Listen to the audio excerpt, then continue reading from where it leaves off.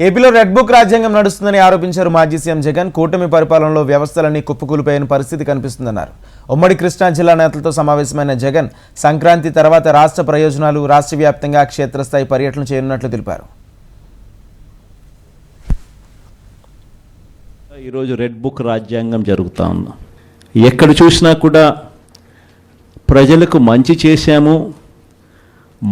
చేశాం కాబట్టి ప్రజల దగ్గరికి వెళ్ళి మాకు ఓటు వేయండి అని అడిగే పరిస్థితి ఎక్కడా కూడా తెలుగుదేశం పార్టీకి లేదు.